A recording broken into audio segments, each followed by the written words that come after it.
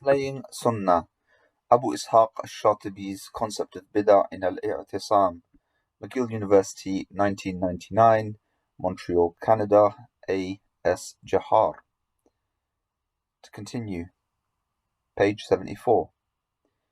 It would appear that the weakness in the reasoning behind the division of bid'ah into legal values lies not only in its contradictory nature, but also in its tendency to introduce ambiguity into legal argument. Wajib, obligation, for instance, if attached to bid'ah, yields bid'ah wajibah, an obligatory bid'ah, which consequently entails the legal norm of obligation. Bid'ah, however, is itself epistemologically censured based upon the aforementioned prophetic report. Therefore, it is misleading to qualify bid'ah by one of the legal norms such as obligation. For obligation, as a legal norm, represents, quote, an act whose performance entails reward and whose omission entails punishment. Obviously, the argument over whether bid'ah can be wajib or mandub is debatable from both theological and legal perspectives. All this goes to show that there is a gulf between bid'ah and maslaha mursala in the eyes of Shatibi. To demonstrate how bid'ah is unacceptable in law and maslaha mursala,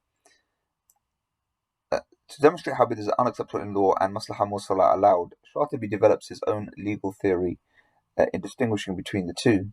He starts by assigning three conditions which maslaha, which is public benefit, must fulfill in order to be considered valid.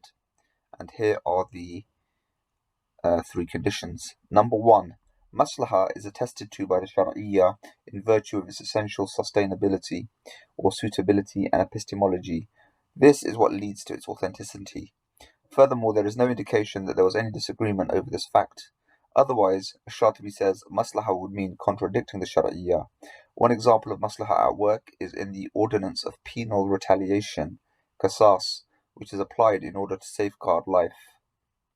2. If there is a clear indicant of the Sharia rejecting it, maslaha is clearly invalid.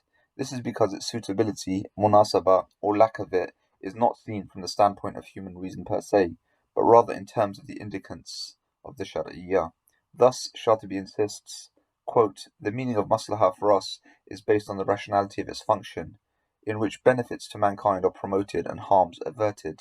Therefore, the capacity of reason in its understanding is dependent on the Shari'iyya. On the other hand, if it is not attested to by the Shari'iyya in its commission and omission, the agreement of Muslims is applied for its rejection.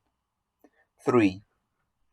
The use of maslaha is allowable if the Shari'i indicant neither points to its acceptance nor rejects it. In any such case, says Shatibi, maslaha must meet two conditions to be valid. A. The case should rely on the indicants of the text in which the suitability is maintained.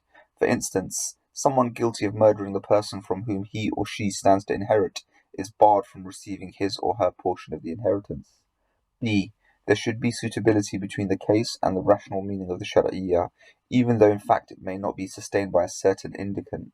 In such instances, Shatibi asserts this process is called masalih al-mursala. Plural of maslaha, mursala is plural of maslaha. So, many public benefits or public utilities.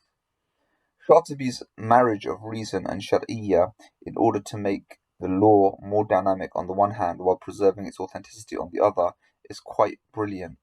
Although he employs maslaha mursala as a legal principle when the text is silent, he appears to differ from his predecessors such as At-Tufi, whose theory of maslaha is more utilitarian and trends towards liberalism. Shatibi insists that the Shari'iyya is still superior to reason, a fact that ensures that mankind will not indulge in innovation when precedent cannot be found in the Nas is text. Najmuddin Tufi, who dies in 716, as we have noted, is much more liberal in his employment of maslaha. For example, he considers maslaha applicable to all mundane matters, such as social relations, whether attested to or not in the text.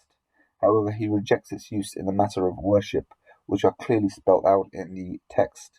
The Mujtahid, he says, undertakes his inquiry for the benefit and on behalf of those who are mukallafin, who possess a sound mind.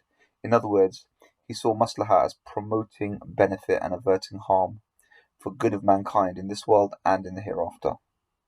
Before elucidating his main argument in support of maslaha as an acceptable source of law, Tufi tries to explain how the notion was interpreted by Qarafi and Ghazali.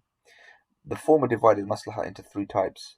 First, maslaha, which is similar to qiyas, in that the rulings of law can be derived through the ratio legis from the text.